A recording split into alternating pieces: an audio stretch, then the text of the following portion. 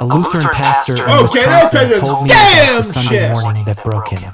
He'd been serving the same church for 23 years. A beautiful stone building built in 1887 by German immigrants who gave everything to establish a Lutheran witness in their town. That Sunday, he looked out at the sanctuary that could seat 300. 17 people were there. 17. The average age was 71. There were no children, no teenagers, no young families. After the service, the church council met. They'd been meeting every month for 2 years discussing the same question. How much longer can we keep the doors open?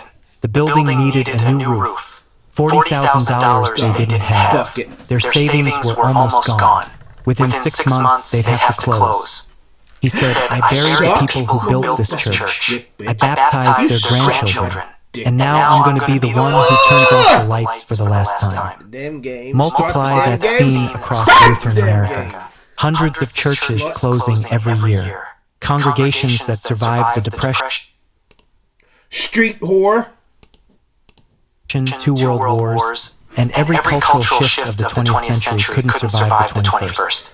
Okay, Today, start the we're damn investigating game. the collapse of American Let's play some Lutheranism. chess. What caused the largest numerical decline of any Protestant denomination?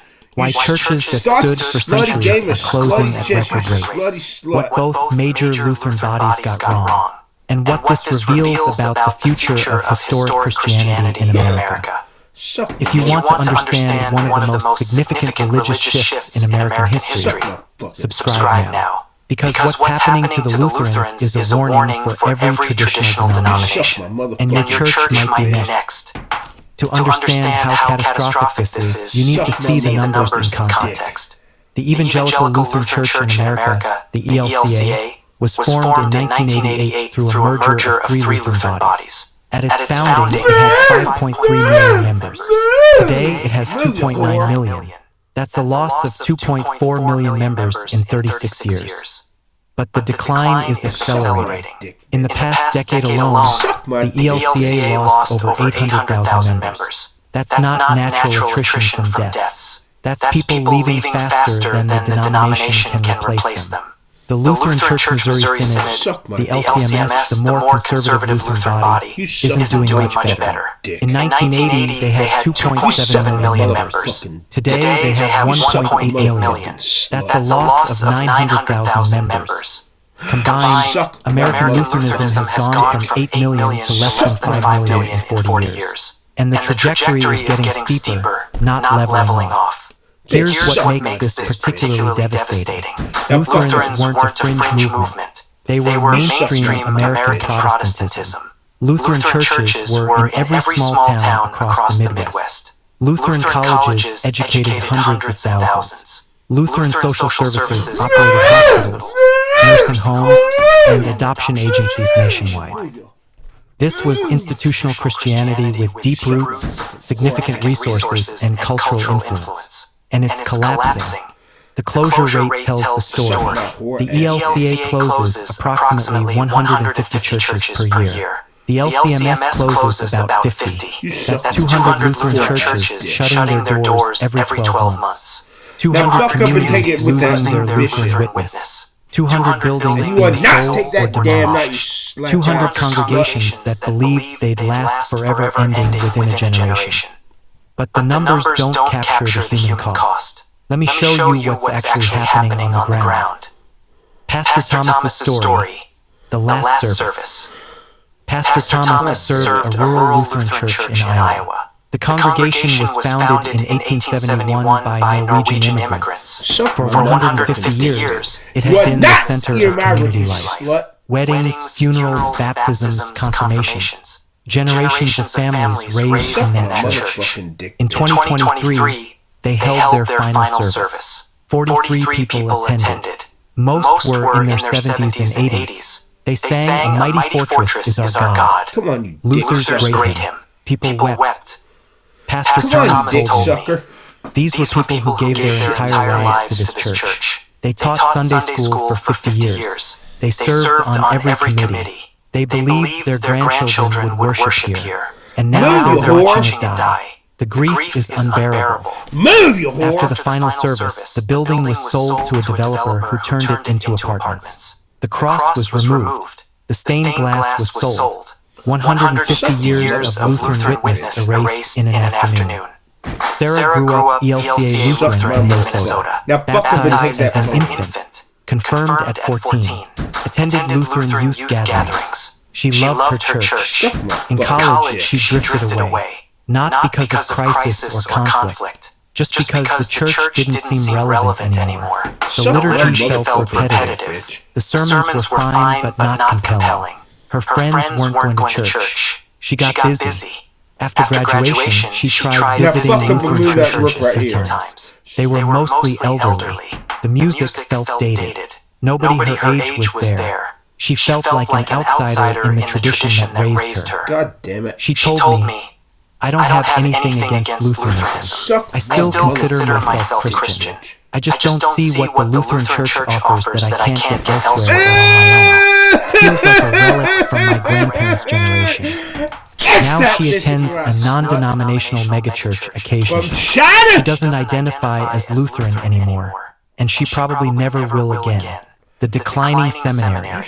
Wartburg Theological Seminary, one of the Elka seminaries, tells the institutional story. In 1990, they had 200 students preparing for Lutheran ministry. Today, they have fewer than 80, and many of those won't end up serving Lutheran congregations because there aren't enough positions available. One professor told me, "We're training pastors for a church that's disappearing. Every year, fewer students enroll because they see the statistics. Why go into debt for seminary when Lutheran churches are closing and the ones that remain can't afford full-time pastors?"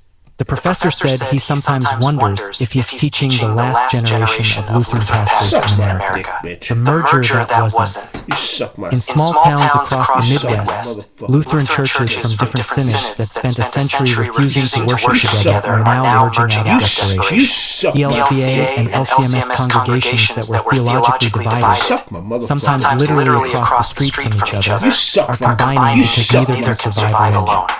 One merged congregation in South Dakota now has 17 members. They meet every other week because they can't afford a full-time pastor. They share their building with a community food bank to cover costs. A member told me, "Our grandparents would be horrified that we merged with the other Lutherans. But we didn't have a choice. It was merge or close. And even merged, I don't think they'll last 5 more years." This is the Lutheran collapse. Not abstract statistics, but real people watching their churches die. Communities losing institutions that anchored them for generations. A tradition that shaped American Christianity fading into irrelevance. Subscribe now if you're starting to grasp the scale of this crisis, because we need to understand how this happened. This To is understand the collapse, boring! you need to understand what American Lutheranism was and why it thrived for so long. Lutheranism came to America with immigrants. Germans, Scandinavians, Finns, Slovaks. They brought their faith, their language, and their Lutheran identity. They settled primarily in the Midwest, Pennsylvania, and the Upper Midwest. For these immigrants, the Lutheran Church wasn't just a place to worship. It was the center of ethnic and cultural identity. The Church preserved the German language, the Swedish traditions, the Norwegian heritage. Being Lutheran meant being part of a community that shared your background.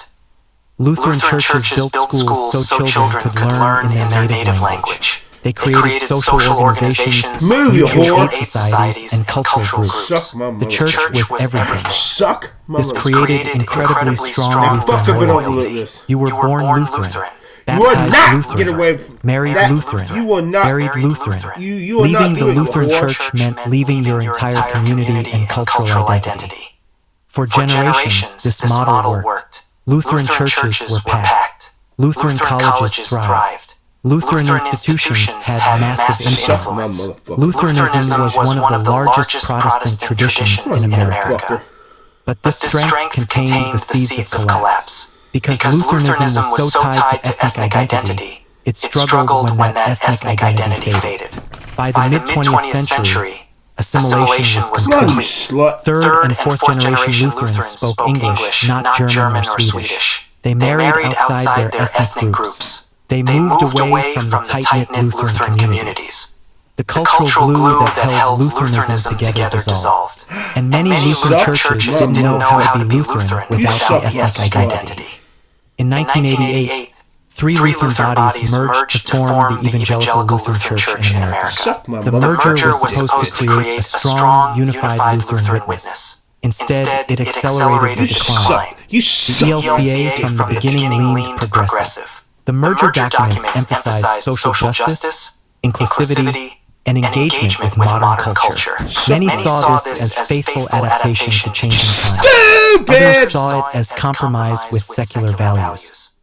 Through the 1990s and 2000s, the ELCA moved left on social issues. In 2009, the denomination made a watershed decision.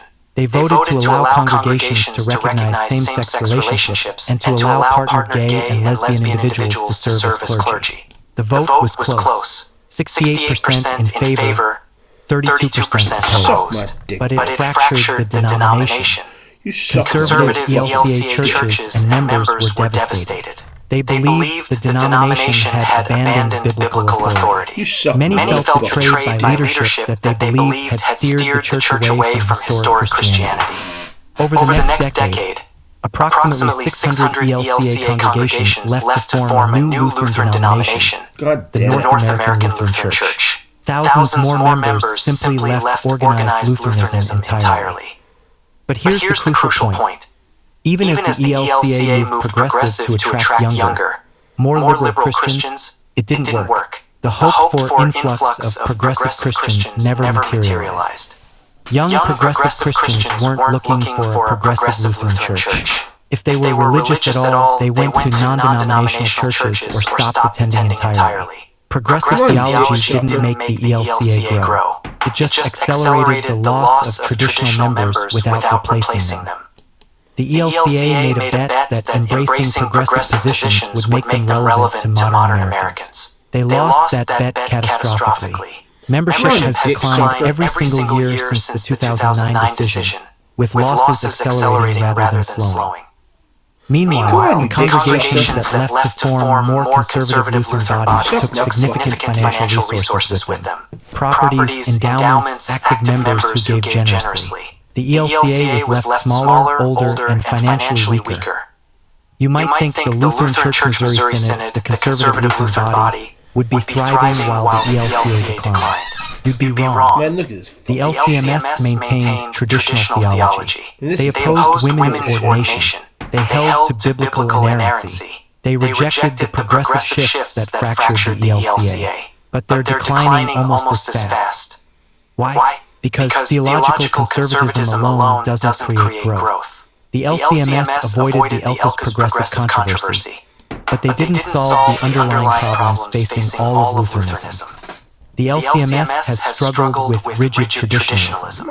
Many LCMS churches are locked into worship styles from the 1950s. Liturgy done exactly as it's always been done.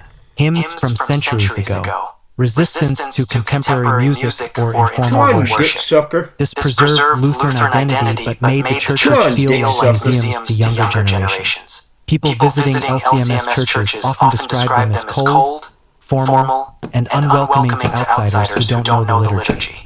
The LCMS also became increasingly insular. LCMS Lutherans often view themselves as the faithful remnant preserving true Lutheranism while everyone else compromises. This creates strong identity among existing members but makes evangelism nearly impossible. One LCMS pastor told me, "We're so focused on being distinctly Lutheran and maintaining our theology that we forgot how to reach people who aren't already Lutheran. We preserved the faith but lost the mission."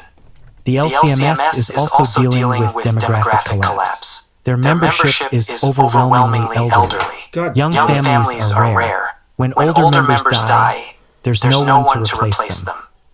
And unlike the ELCA, which at least has some young progressive clergy, the LCMS struggles to attract seminary students. Who wants to serve dying rural congregations that can barely afford a pastor's salary?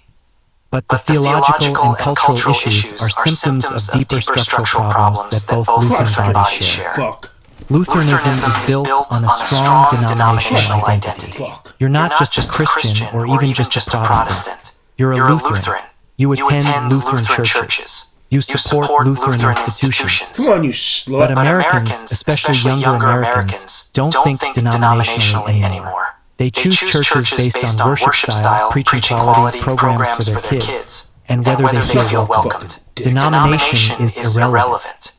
Both the ELCA and LCMS spent enormous energy fighting over what it means to be properly Lutheran, while the people they were trying to reach didn't care about being Lutheran at all. For generations, people were Lutheran because their family was Lutheran and their community was Lutheran. That social pressure and cultural identity kept people in Lutheran churches even when they weren't personally committed. That's gone. Third and fourth generation Lutherans feel no ethnic tie to Lutheranism. They don't speak German or Swedish. They didn't grow up in tight-knit Lutheran communities. Being Lutheran means nothing to their identity. Without ethnic identity, Lutheranism has to compete on the religious marketplace, and it's losing badly. Lutheran worship is highly liturgical, formal, structured. For people raised in it, it's beautiful and meaningful. For outsiders, it's intimidating and inaccessible. Contemporary Americans, especially younger ones, prefer informal, emotionally engaging worship. They want to feel something. They want music they recognize. They want preaching that's practical and relevant. Holy Ghost. Lutheran liturgy offers depth, history, and theological richness. But it doesn't offer emotional accessibility. And in a culture that prioritizes feeling over thinking, Lutherans are at a massive disadvantage. Ask a Lutheran what Lutheranism is for, and they'll tell you about theology, justification by faith, the sacraments, the distinction between law and gospel. Ask them what Lutherans are doing in the world, and the answer is much less clear. Social services. Pitt. That's a smelly Shelly. Them what Lutherans are doing in the world. With spit, spit, spit. With spit, spit, spit. With Pitt, smelly Shelly, 'cause she rhymes. And nothing rhymes with her name. With boom, I touched her head. With Pitt.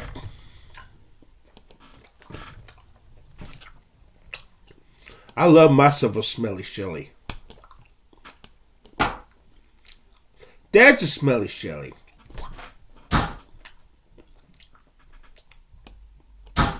That's a smelly Shelly. With Pitt In the world, and the answer is much less clear. Social service is yes, but spit smell, spit smell, spit smell, smelly Shelly. With spit, spit, spit. Suck my fucking dick.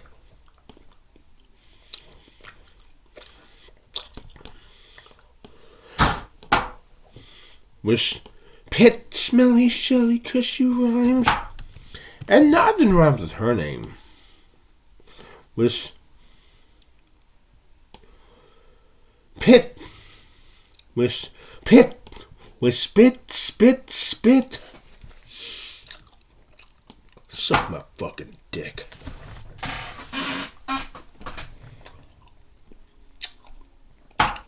Suck my motherfucking dick, bitch.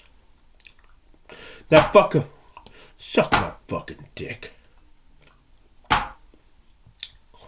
Don't even you are not gonna ear my work, you slut. Suck my motherfucking slut. Suck my dick, bitch. With Pitt. With spit. But so are many groups. Soup kitchens, food banks, standard charity. Wow, she smells like spit. With Pitt. Suck my motherfucking dick, bitch. Not the smelly Shelly. With work. Pitt. Lutherans have theology, but laughter is much less clear. Ask them what Lutherans are doing in the world, and the answer is much less clear. Social services, yes, but so are many groups. soup kitchens, food banks, standard charity work. She's Lutherans have cute. theology but lack a compelling mission that motivates sacrifice and attracts new members. Without mission, institutions decline no matter how good their theology is. Subscribe now if you're seeing how multiple failures compounded into catastrophic decline, because we need to examine what this collapse reveals about American Christianity.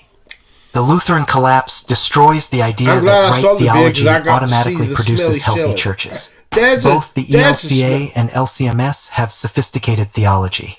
Luther's insights on justification by faith are profound. Lutheran sacramental theology is rich. Lutheran biblical interpretation is serious and scholarly. But theology didn't prevent collapse.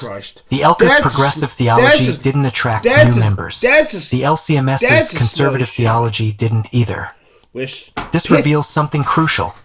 People don't choose churches primarily based on theology. They choose based on whether the church meets their needs, whether they feel welcomed, whether their kids want to go, whether the worship resonates with them. Theology matters enormously for what the church believes and teaches, but it's not sufficient for institutional health. God damn it. Many Lutheran leaders, especially in the LCMS, believed that if they just maintained correct doctrine, people would come. They were wrong. Correct doctrine with irrelevant ministry produces empty churches. The lesson isn't that theology doesn't matter. It's that theology alone isn't enough. Churches need theology plus mission, plus cultural engagement, plus accessibility, plus compelling worship. Lutherans had theology. They lacked almost everything else. The ELCA's trajectory is one of the clearest case studies in American Christianity. They embraced progressive positions on sexuality, gender, social justice, and biblical interpretation. They believed this would make them relevant to modern Americans and would attract younger, progressive Christians. It failed completely. Every year since moving progressive, the ELCA has declined. The pace of decline accelerated after 2009. The progressive pivot didn't bring growth. It just alienated traditional members without attracting new ones. Why? Because progressive Christians who care about church already have options. God damn it. There are progressive Episcopal churches, progressive Presbyterian churches, progressive Methodist churches. The ELCA didn't offer anything unique. You suck my goddamn and most progressive Americans aren't looking for a church at all. They've abandoned organized religion entirely. Making Lutheran theology more progressive didn't change that. Meanwhile, the ELCA lost the people who actually attended Lutheran churches, traditional older Lutherans who took biblical authority seriously. They left for the LCMS, for non-denominational churches, or stopped attending. The ELCA made a catastrophic miscalculation. They traded their existing base for a progressive audience that never showed up. Was that another smelly biblical show? Authority, people who actually... And most progressive Americans aren't looking for a church at all. This would make them relevant doctrine with irrelevant... By the mid-20th century... With pit smell. Wow, she's got some long, big arms. She's got some sumptuous long arms. With pit smell. With pit smell. Oozy spit. Oozy spit. With pit smell. With pit smell. With pit. With pit smell. Boop, boop, boop. I touched off the three of those heads.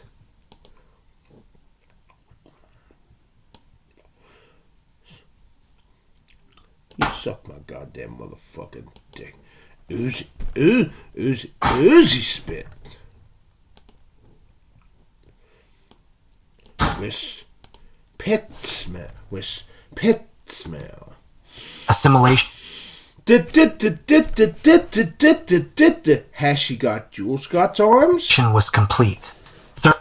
Faded. By the mid-20th century...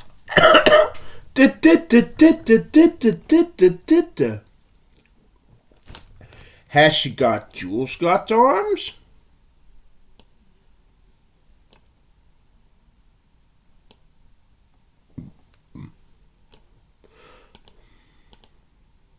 Century, assimilation was complete. third and fourth generation Lutherans spoke English, not German or Swedish. They married outside their ethnic groups. They moved away from the tight-knit Lutheran communities. The cultural glue that held Lutheranism together dissolved. And many Lutheran churches didn't know how to be Lutheran without the ethnic. Suck my fucking dick. Hello guys, Yuzi brings you the best offer in town. Best TV cameras, spy cameras, hidden cameras, those secret cameras. Guys, we do installation for your building, your job, your apartment. Guys, for inquiries, reach us through 0702 860 770 0702 860 770. Usiibiwe na Yuzi hapa na offer ya 30% discount for the first purchase. Thank you so much. Who is this monkey? Ndoa jameni na iheshimiwe, ila kitanda kisichafuliwe kwa ushirati, kutoaminiana, kubaki na hiyo tu. Who is this fucking monkey?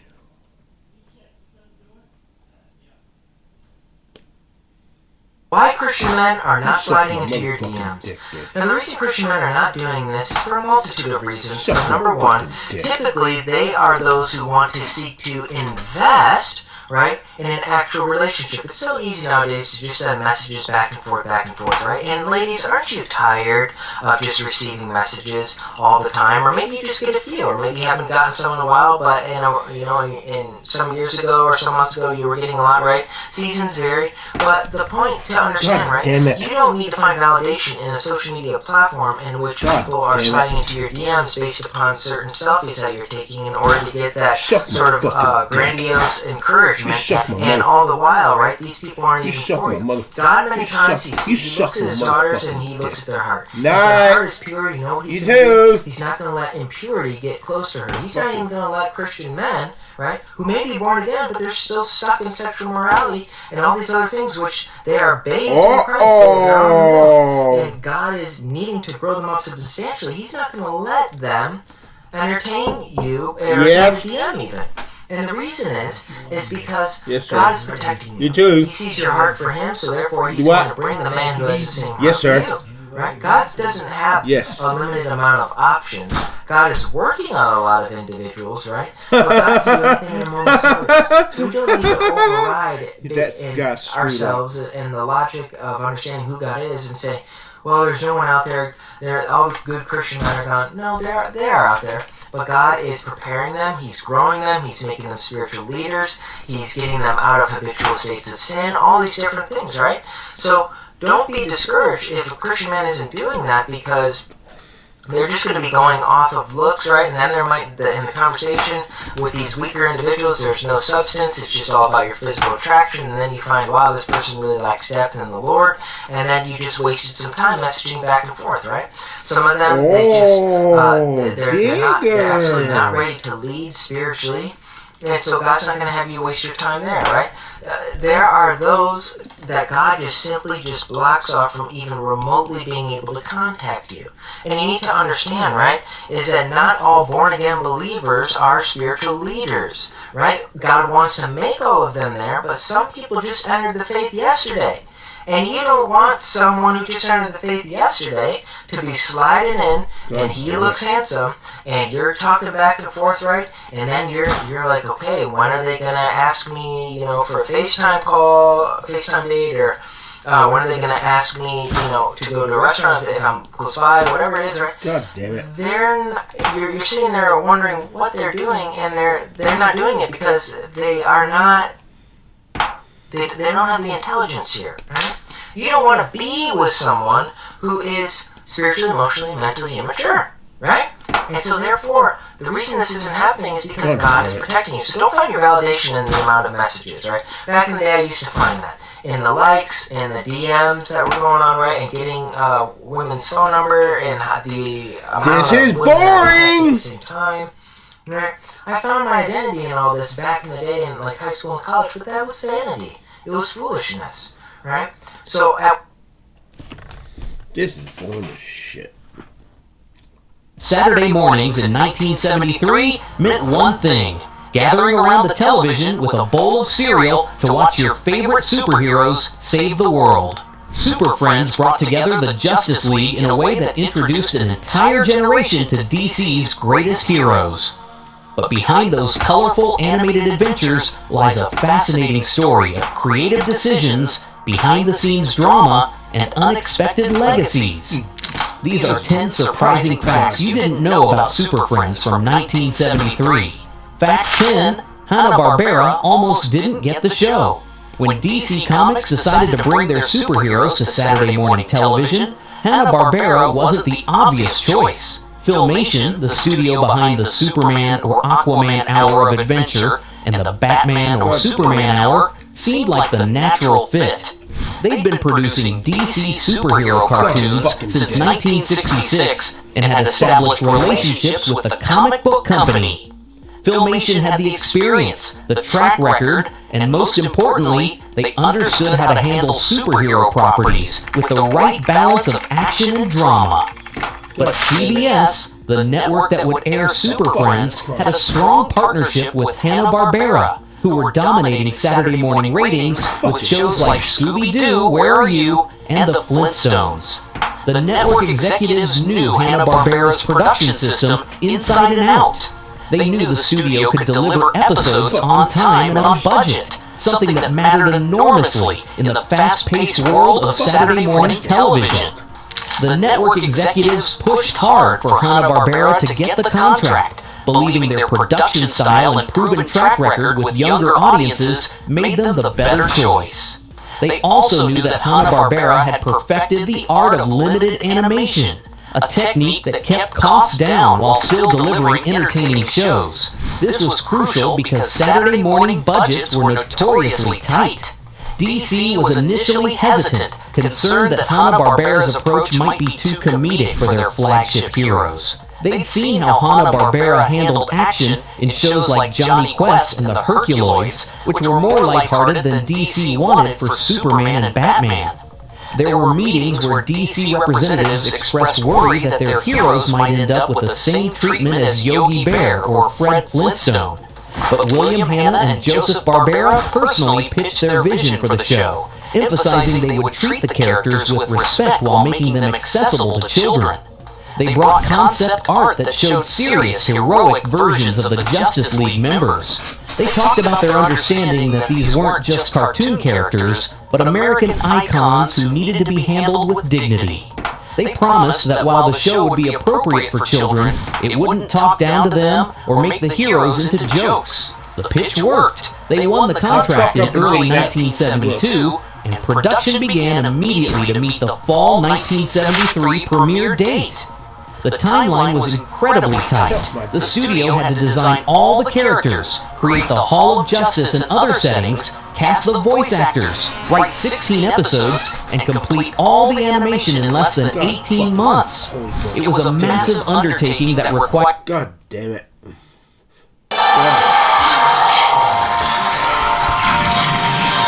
Shut up, Holy Ghost bitch.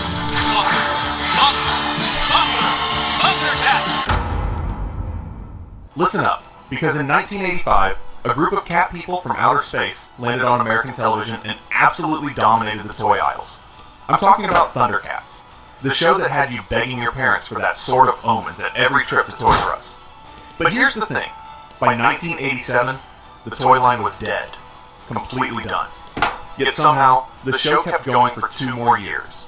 But get this, the real story isn't about the show ending.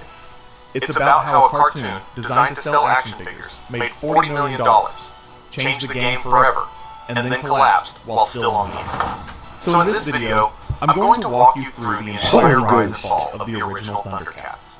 And I'm not just talking about when the final episode aired. I'm talking about the real fall that happened 2 years earlier when the money dried up, but the cameras kept rolling. We're going to answer 3 burning questions. First, how did Thundercats become one of the biggest toy-driven franchises of the 80s, going toe-to-toe with G.I. Joe and Transformers? Alright. Second, why did the toy company pull the plug in 1987 when the show was still successful? And third, why do all the reboots keep failing, even though we all still love this franchise? going toe-to-toe with G.I. Joe and Transformers. Second, Oh, why did that's the a toy smelly company pull the Shelly. plug in 1987 when the show was still successful? 80s, going toe-to-toe with G.I. Joe. That's a smelly Shelly. Pit smelly Shelly. With spit, spit, spit.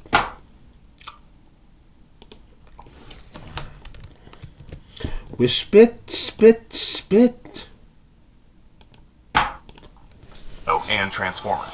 All those smelly Second, Shellys. why did the toy company pull the plug in 1987 when the show was still successful? And third, these why do all the smelly reboots Shellys. keep failing, even though we all still love this franchise? But first, let me give you some context on just how massive this thing was at its peak. Because if you were a kid in 1986, you already know. Thundercats was everywhere. Alright, so picture this. It's 1984, Suck my motherfucking and two guys dick. named Arthur Rankin Jr. and Jules Bass are sitting in a room trying to figure out their next move. Now, you might know these guys from Rudolph the Red-Nosed Reindeer and all those stop-motion Christmas specials your family still watches every year. But by the mid-80s, they're looking at the landscape and seeing He-Man, Transformers, and G.I. Joe absolutely printing money through this new business model. Make a cartoon, And the sell masters of the toys, Sluttyverse. so they decide to get in the game. But here's where it gets interesting. They didn't just want to make a show. They wanted to make 130 episodes right out of the gate. That's an insane commitment. And the Most shows at the masters time of the would do 13 episodes, Sluttyverse. maybe 65 if they were confident. But Rankin and Bass went Suck all my in dick, with 130 episodes before a single toy hit the shelves. Why? Because they were playing a completely different game called strip syndication. This meant the show could air 5 days a week, Monday through And the Friday, giving masters it of the maximum exposure. Sluttyverse. The more kids saw Lion-O and the Slut. gang, the more they'd bug their parents for the toys. It was a calculated risk that required massive upfront investment. But if it worked, they'd make a fortune. And here's the kicker. They didn't cheap out on the animation. While shows like He-Man were using limited animation that looked pretty stiff, Thundercats hired Japanese studios like Topcraft to make it look good. We're talking fluid movement, detailed backgrounds, the works. That Sword of Omens extending? That looked cool. And that quality made all the difference when you were standing in the toy aisle deciding between Lion-O and He-Man. Part 1, The Rise. So, here's how the launch went down, and this is crucial to understanding the whole story. In spring of 1985, Spit, LJN spit. Toys, the company making the action figures, put the toys in stores before the show even premiered. That's right, the toys came Pit first. smelly The cartoon Shelly. was 'Cause literally she designed rhymes. to be a 22-minute commercial for products that were already on shelves. With spit, spit, Then, in spit. September 1985, Thundercats hit syndication, and it was an immediate hit. Kids With across spit, America were spit, tuning in spit. every single day to watch Lion-O, With Panthro, spit, spit, Chitara, spit. Tigra, and the rest of the crew battle Mumra on Third Earth. The show had everything.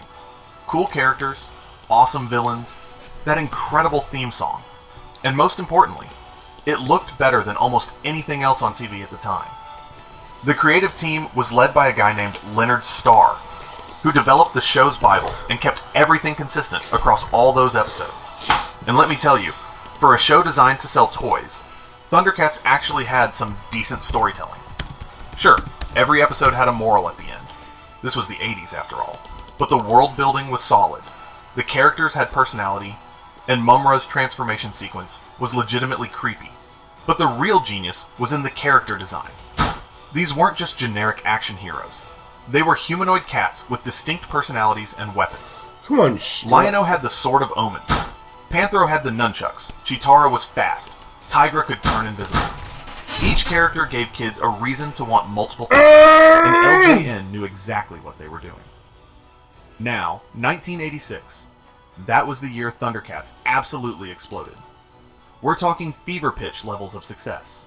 The toys were flying off the shelves so fast that stores couldn't keep them in stock.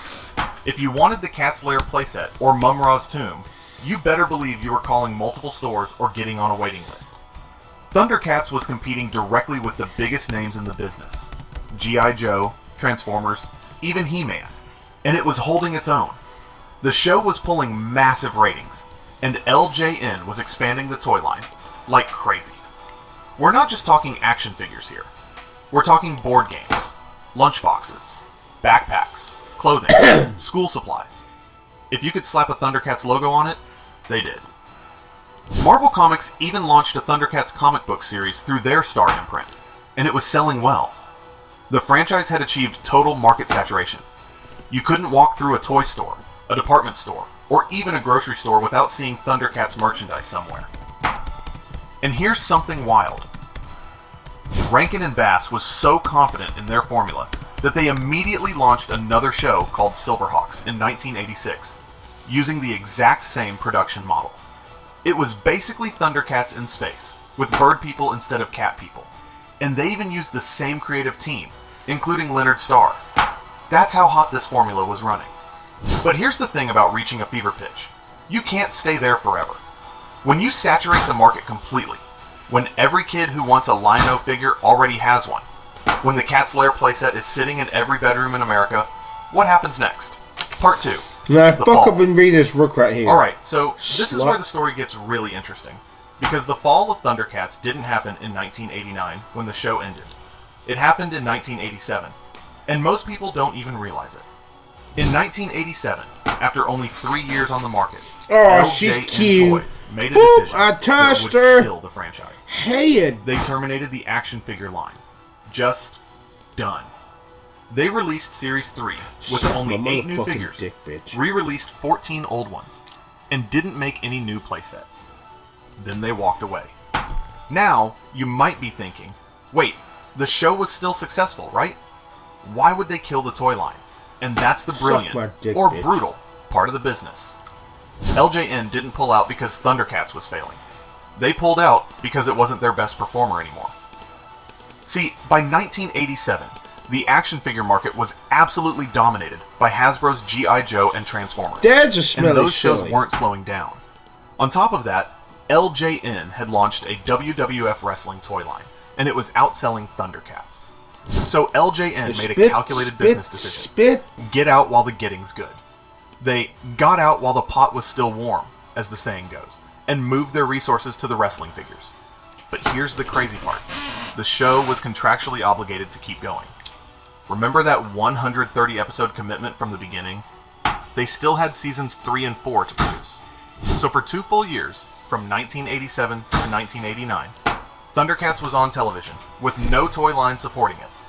No new figures, no new playsets, nothing. Think about that for a second. That's a cute girl. The entire reason the show existed was to sell toys, and the toys were gone. But the show kept going because of a contract signed years earlier. It's like building a car commercial after the car's been discontinued. The whole thing was running on fumes and pre-sold syndication deals. And it gets even more complicated behind the scenes. Leonard Starr, the head writer who'd been the creative backbone of the show, left after season 2. So now you've got a show that's lost its toy line and its creative leader, but it's still churning out episodes because the contract says so. The animation production also shifted. Season 1 was animated by Topcraft, the studio that made it look so good. But after that, they switched to Pacific Animation Corporation. The quality was still decent, but when you're making 130 episodes, maintaining that initial level of polish across the board is tough. Meanwhile, the business side was getting messy too. Telepictures, the company distributing the show, merged with Lorimar, and then in January 1989, literally the same year the show was ending, Warner Brothers bought the whole thing. So Thundercats went from being this independent syndicated hit to being owned by a major Hollywood studio right as it was wrapping up. And here's something else happening in 1987 that made things worse. The regulatory environment was turning against toy-driven cartoons. Consumer watchdog groups were going after shows like Thundercats, calling them soul-suckingly toy-focused, and arguing they were just manipulating kids into begging their parents for merchandise. The FCC was investigating. Politicians were getting involved. And even though these shows were ultimately allowed to continue, the controversy made networks and toy companies nervous. So you've got declining toy sales, regulatory pressure, creative turnover, and corporate ownership changes all happening at once. The writing was on the wall. Part 3, The End and Its Legacy. Thundercats officially ended on September 29th, 1989, bullshit. with an episode called The Book of Omens. And to their credit, they actually gave it a proper ending. The final episode dealt with stabilizing New Thundera, and provided some closure to the story. It wasn't just cancelled mid-season with a cliffhanger. They fulfilled that 130-episode contract and wrapped it up. But by 1989, the landscape of children's television was changing fast. Shows like Tiny Toon Adventures and Ren and Stimpy were coming in with a completely different style. More self-aware, more creator-driven, less focused on selling toys. The whole syndicated action-adventure model that Thundercats pioneered was starting to feel dated. The official reason given for the cancellation was that ratings had dropped and the cost of Japanese-style animation wasn't justified anymore. But let's be real.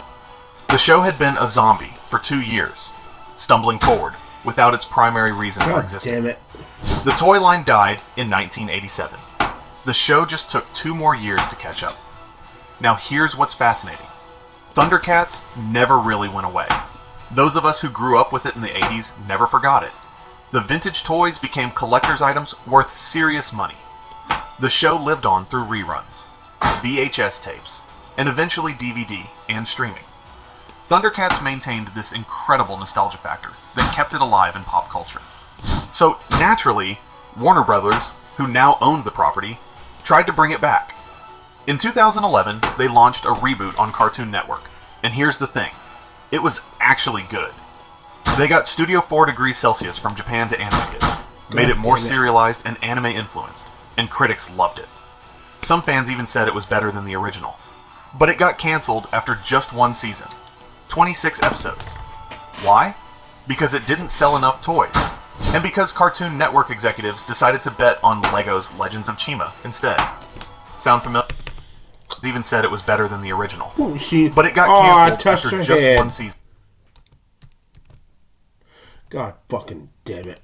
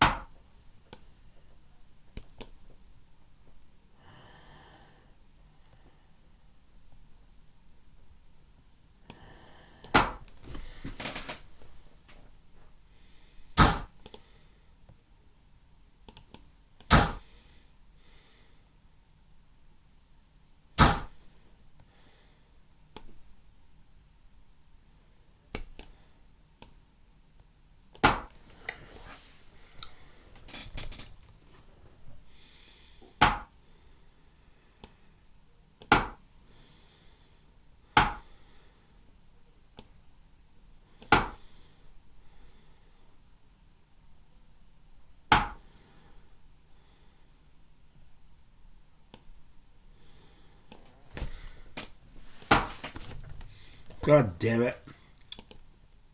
Oh, fucking Christ of fuck. Christ of fuck.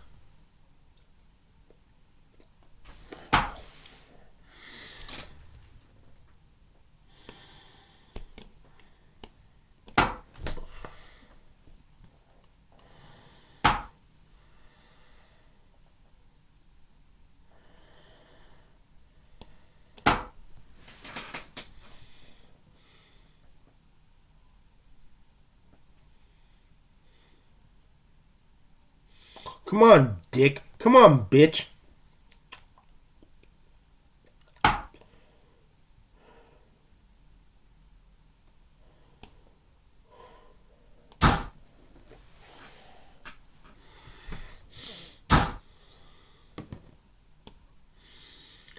Stupid!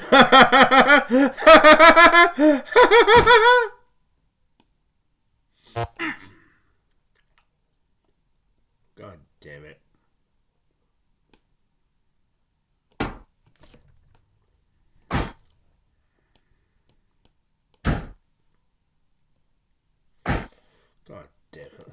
Oh, fucking Christ.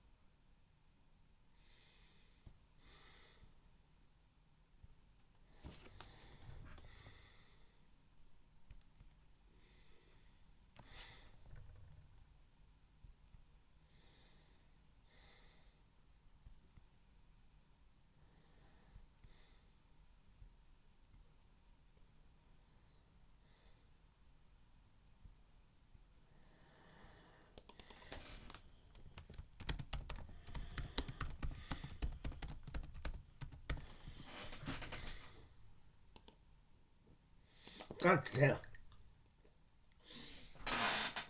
God damn it.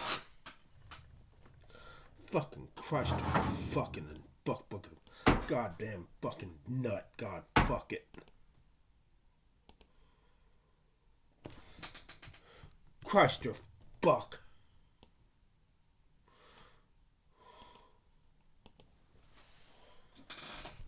Season. 26 episodes. Why? With this bit, girl.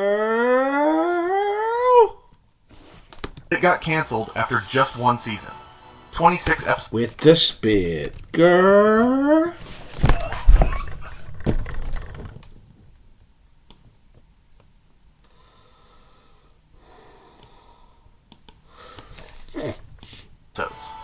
Why? Because it didn't sell enough toys. And because Cartoon Network executives decided to bet on Lego's Legends of Chima instead. Sound familiar?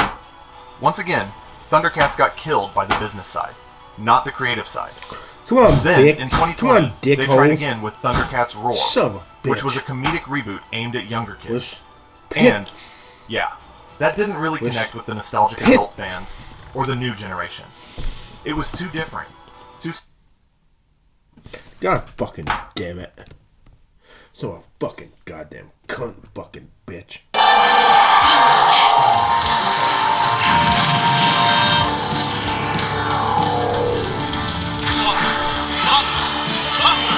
Dickhole!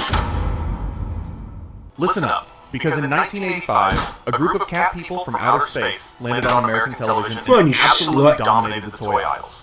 I'm talking about Thundercats. The show that had you begging your parents for that sword of omens at every trip to Toys R Us. But here's the thing. By 1987, the toy line was dead. Completely done. Yet somehow, the show kept going for 2 more years. But get this.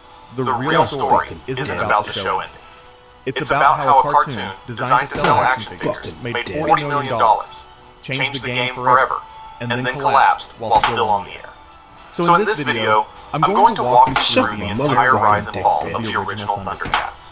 And I'm not just talking about when the final episode aired. I'm talking about the real fall that happened 2 years earlier when the money dried up. But the cameras kept rolling. We're going to answer 3 burning questions. First, how did Thundercats become one of the biggest toy-driven franchises of the 80s, going toe-to-toe with G.I. Joe and Transformers? Second, why did the toy company pull the plug in 1987 when the show was still successful? And third, why do all the reboots keep failing, even though we all still love this franchise? But first, let me give you some context on just how massive this thing was at its peak. Because if you were a kid in 1986, you already know. Thundercats was everywhere. Alright, so picture this. It's 1984, and 2 guys named Arthur Rankin Jr. and Now George fuck up and take that Bass are sitting in a goddamn room trying to figure out their next move. Now, you might know these guys from Rudolph the Red-Nosed Reindeer and all those stop-motion Christmas specials your family still watches every year. But by the mid-80s, they're looking at the landscape and seeing He-Man, Transformers, And G.I. Joe absolutely printing money through this new business model. Make a cartoon, sell the toys, repeat.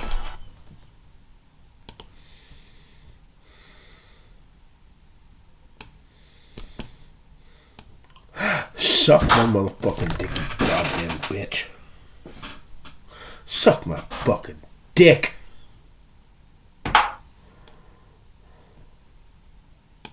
Suck my motherfucking goddamn dick, son of a bitch.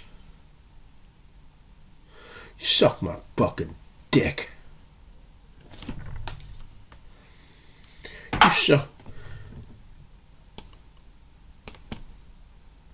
suck my fucking dick, son of a bitch.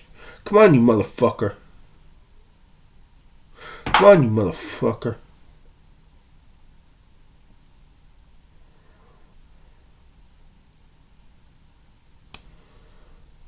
You suck my motherfucking dick, bitch.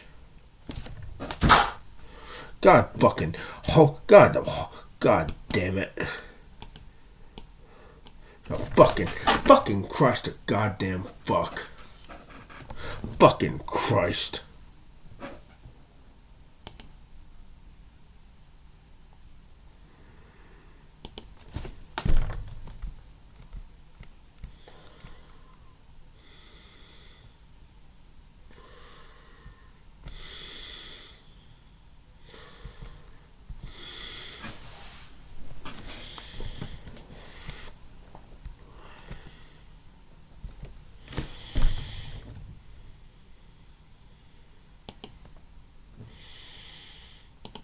Jesus, goddamn fucking cunt, fucking goddamn fucking cunt, goddamn fucking Christ, no. Fuck bucket of goddamn nut. A fucking goddamn. Move, you fucking slut, or I'll stick my dick in your butt. Come and get your dick sucked. Come and get your dick sucked. Come and get your dick sucked. Come and get your dick sucked. Come and get your dick sucked.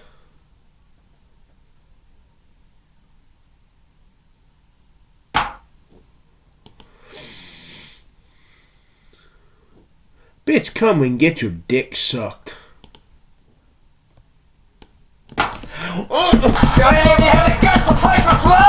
I'm your huckleberry. Just my game. Come and get your dick sucked. Suck my motherfucking slut! Suck my dick. Bitch, suck my dick, bitch.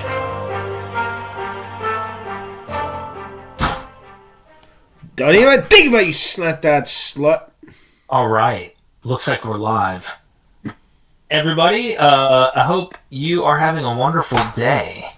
We finally hit 300,000 subscribers on this channel, and I figure I'd come join you for a moment. Bitch. It is my middle son's 16th birthday. So, I can't be on here long. We got a surprise for him. And he's going to be getting out of wrestling from school. Suck my dick, bitch. Within like an hour or so, something like that. So I don't have too much time, but I wanted to come hang out with you and celebrate with you and say thank you for helping make this possible. Man, let me get some. Like, man, without you, this would not be possible. And, you know, it's awesome to hit this, many people who are following and saying, hey, we appreciate, we enjoy, or we like watching some of your content. You don't even have to like all of it. You might just find certain content that you like, and that's okay. I really do appreciate all of you. I wanted to update you as well about where I'm at, what's going on, all of that since that one video that I did where I described my panic disorder, and I've been playing the tape back. And so maybe I should wait. Maybe we should just first cheer on, and then I'll update you guys. Like this whole thing is kind of crazy. The panic disorder thing. So anyway, thank you, James. First person to comment over here, 300K. Woo woo. What up, James? Thank you. AF Walker, I've been bothering Derek for years now. History Valley in the house. Go subscribe to James and History Valley if you haven't already. Be sure. Lots of interviews going on over there with Jacob Berman. Lots of scholarship. He is doing his thing. And, don't stop doing what you're doing, Jacob. Mike Frank, way to go, brother. Thank you, Mike. Reinhard, thank you so much. Congrats on both things. Yeah. Awesome and insane. Anthony, can we break bots and slay demons here? Of course you can. Matt, good to see you here. I like the ones with you and Neil together the most, but all the content is good and informative. Yeah, me and Neil have chemistry. We cook it up when we're together. You know what I'm saying? It's me and him just going off each other, trying to get this information because we've been reading so much wild stuff, and it's really fascinating. To give you an example, this latest greatest book by Ian N. Mills. If you haven't, I've interviewed Ian Mills years ago, but I plan on interviewing him again soon. The Hypotheses of the Gospels. The Hypothesis of the Gospels. Narrative Traditions in Hellenistic Reading Culture, which, again, it's in that vein of Robin Walsh and others who are obviously going down a kind of classics New Testament route. And on the very opening in the book, says the four Gospels were not the only books in antiquity to retell the same story. Ancient readers had their own language for describing works that retread the same narrative ground. Different versions of a story were imagined as sharing a narrative core, called a hypothesis. Early Christian readers adopted this conceptual model in order to describe gospel literature, legitimize its pluriformity, and limit its diversity. Even before the term hypothesis appeared explicitly, however, readers imagined the Gospels in roughly the same way. Christians did not radically reimagine the literary character of Gospels at the end of the 2nd century when hypothesis language first appeared. Rather, the components of this model are already present in the earliest evidence for the reception of the Gospels. The standard model for thinking about pluriform narrative traditions in Hellenistic culture shaped the production and interpretation of gospel literature from the very beginning. Again, last sentence. The standard model for thinking about pluriform narrative traditions in Hellenistic literary culture shaped the production and interpretation of gospel literature from the very beginning. So Hellenistic literary culture shaped. Here we are again with this kind of like, how much impact did the Hellenistic world have on the Christian literature, the gospel material? How much? Is it only literary structure? Is it only elite authors? Or does it go down to very narratives themselves in some way, shape, or form? And of course, can't help but plug Resurrection and Reception in early Christianity by my boy Richard Miller, who recently helped me kind of figure out what's been going on with me, what's happening to me in terms of my whole panic stuff. I brought the book up in my last video that I launched on the channel. And I figured I'd wait for some of you all to join me. It comes in waves. Very difficult to explain, but I've been struggling with this for 15, 20 years, as far back as I can remember in high school. My dad thinks it's from when I was young that I had these panic issues. I really know that they got heightened from doing drugs. 10 years off of opiates, alcohol, all of the crazy substances you can imagine. And I think it was when I was abusing the amphetamines that I ended up in a really bad situation where I think I started to have the fear, the anxiety that came along with whatever happened, during those 5 days of staying up. I always try to pin it down to that day. And in the book, it calls it agoraphobia. But this has been 15 years. I've been living with this moment where I have a moment where I feel like I'm going to pass out, but it goes away. And I usually try to think my way through it, or try to breathe. And I didn't even know how to properly breathe. You're supposed to breathe in 4 seconds to the nose, hold it for 7, release slowly, calm yourself down, and you can usually get your body to chill out. Other techniques, a lot of comments came on that video to help me out and try to chill me out. But yeah, I figured I'd update you just to tell you what I'm doing. I'm hitting the gym. I'm eating better. I'm drinking lots of water. I'm trying to get plenty of rest and take care of my body because I did not expect to lose control of how you feel. And the panic, the crazy part about this whole thing, for those who don't know, fear, the core of panic disorder. Fear of panics lies at the core of panic disorder. This kind of fear is very closely related to the term anxiety sensitivity. The term means that in addition to the unpleasantness of anxiety symptoms, there is the belief that the symptoms themselves are harmful. Dr. McNally, who has studied anxiety, says, anyway, it goes on and on. Like, I'm reading this book, it teaches you methods. I think half the battle was figuring out what's wrong with me.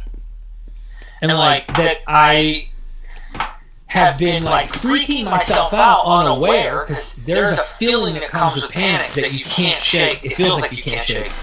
But when it starts to onset, you can actually breathe and calm yourself down and actually get rid of it. That's the crazy part. Okay, so I rambled there for a second. Bear with me. I'm going to try and say hey to all of you. Daniel Whitaker, congratulations on 300K. Hit that like button. Yeah, get some noise going. Kyle, congrats on 300K. Thank you so much, Kyle. The 13th Aeon, so happy for you. Have you ever checked out Alex Collier? Very interesting gentleman. Happy birthday to your 16-year-old. Thank you for the happy birthday. I have not ever seen Alex Collier. Wade Rogers in the house, late to the show, but it sounds like good news. Absolutely. And Deborah says, glad you're okay. Yeah, I'm glad I'm okay. I'm glad that it's nothing physical, as in like blood work, scans in the chest, the brain. They did all of that because, you know, my grandmother and my uncle both died of brain tumors, brain cancer. And then one had surgery, but then died of pneumonia because of it. So I didn't know what was wrong with me. That's too fucking bad. You know, I decided to go. I could have gone now that I played the tape back. You ever have moments where you reflect back in the past and you think about the experiences you had, you recall those moments? Bitch, come and get your dick sucked. What sent me into the emergency room, I had several factors taking place at the same time. But my tongue started feeling numb. I needed to breathe, but I didn't know how to breathe. I didn't know what was wrong with me. My blood pressure was high, so I'm freaking out because I don't feel right. And so I go to the emergency room the next day. I waited, and then the symptoms of migraines and dizziness and blurry vision set in. So it's physical. Now I'm like, yo, something's wrong with me. Really, that was just me not drinking coffee because coffee was making it worse. So I'm like, okay, no coffee. I'm not obviously normal. So I said, okay, I'm gonna figure out what's going on with me. And my buddy Rick Miller actually helped me identify what's wrong with me. And I'd say about 50 to 60% of whatever, maybe more. It might be a higher number. I don't know if you put a number on it. Fear of losing control of to the panic causes you to panic more, and that's like a huge like tool to know. So when I'm feeling like I don't feel right, something's feeling off, I feel that anxiety, I can start to breathe, or I can distract myself, or whatever. And if your blood pressure goes up, some people are saying put ice cubes on your vein, you know, to like calm your heart, so your heart's telling your brain, hey, the blood is cool, you don't need to be pumping so fast. About 6 to 7 months ago in the gym, and I'm doing, but I'm doing skull crushers with 70 pounds. Okay, now I had there's a bar that was 70 pounds, and I'm just going and doing these skull crushers, but I'm standing up while doing it, sucker. And I get such a pump that my arms felt like balloons, like they felt like, just I'm full of blood. Okay, I'm pumped up. I'm trying to get exercise going. And my heart rate is going really, like, to the point where I feel numb. My whole body feels numb. I had a moment as I'm like, honey, my heart rate's way too high. I don't feel right. My blood pressure's too high. I started getting anxiety, and I'm walking out of the gym now. I did not know what was wrong with me. As I'm walking out of the gym, I said, hold on, I need to sit down. I had the worst feeling. I thought it was physical. It feels physical. I had to sit down in the gym and really breathe and told her, please give me some water, something's wrong. Like, I thought I was about to flop on the floor, emergency was supposed to come in and pick me up off the ground and take me out of here. It was like 8 months ago.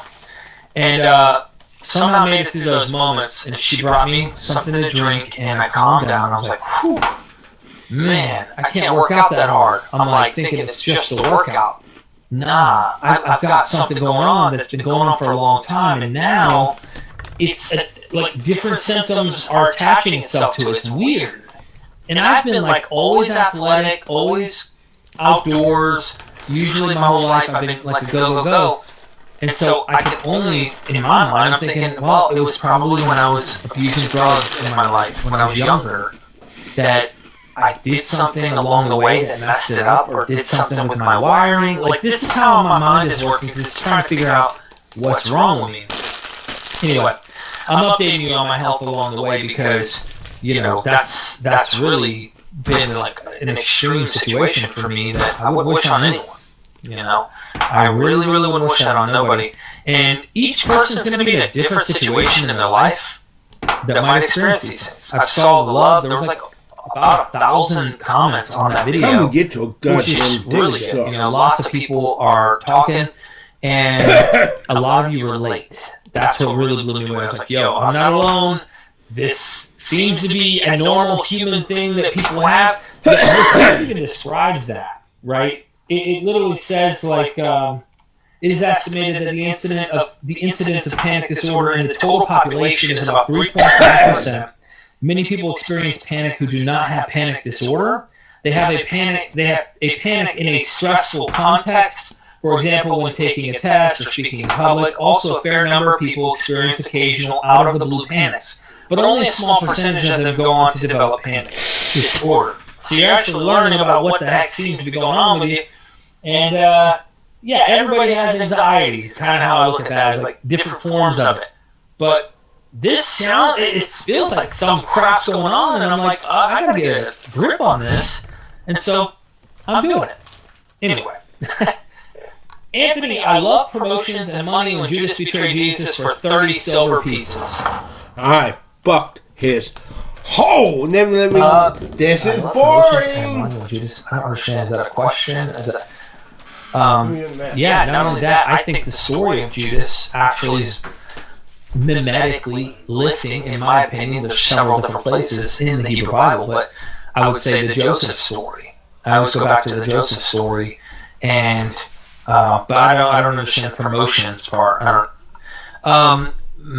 Malarca, Atlantis is your hidden. The Irish, Welsh, Scots, and English have been found to be genetic blood brothers of the Basque people. Secret Holy Grail scientists revealed this is true history.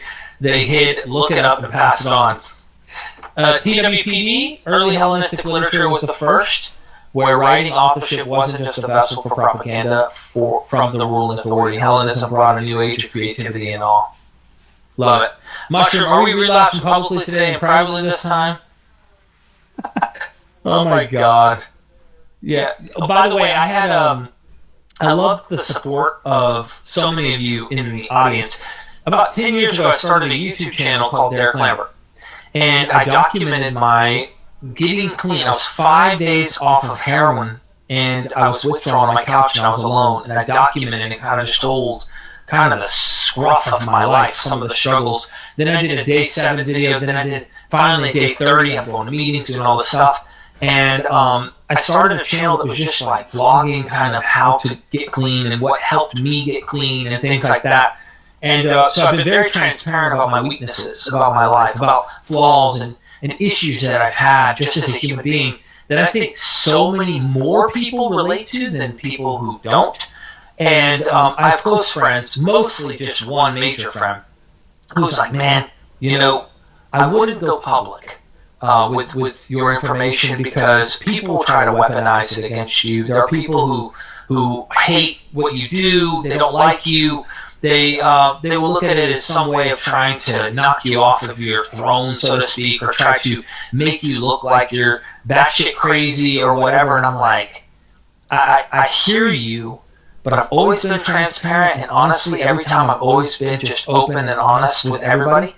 Not only is my life happier by being that way, and I feel more fulfilled, but it also is a good behavior or habit to have in case you are going through something in life. You're going to repeat good behaviors and be honest with yourself. Because one of the things I did when I was in active addiction was lie or kept to myself, right? We isolate. We don't want to connect. We don't want to bond. We don't want to reach out and say, hey, I'm struggling. I'm going through something. Do you relate? Can you understand? Are you there for me? That kind of stuff. And so I know that Myth Vision is mainly about mythology, history. We do all that, and that's always going to be what it's about. But I'm like, look, you know, I've seen a lot of you as family, a lot of you as friends and family over the years in the comment section, supportive, on the similar journey. And based on that last video, that I was able to just open up and say, hey, here's what's going on, I can now see that so many more of you are human. This is boring. Are struggling with similar things in life. You know what I'm saying? So, take this for example as a troll, right? Someone who's being trollish or trolling, and you're gonna get that no matter what you do. But my friend was like, "Man, I just wouldn't be honest because I wouldn't open up about this. I keep that between you and your family." And I'm like, I didn't do that with my addiction. And, you know, they have anonymous groups for that very reason. People can get fired. I mean, some jobs have stigmas about people who have certain issues in their past. And when you go to these recovery rooms, you're very anonymous. You're able to make up a name if you want. Hey, I'm so-and-so, and I'm a whatever. And then you tell your story or whatever, and you guys connect. A lot of these groups are like that. And I've always taken it outside of those anonymous groups and always been public with my other YouTube channel, which has led to helping tens of thousands of people who are dying from heroin addiction, fentanyl, cocaine, methamphetamine, various drugs in their life. And me telling you my personal information like this, believe it or not, it might help you, it might help someone, which is always amazing and helpful. But at the end of the day, it helps me the most. It helps me the most just being open and honest and transparent.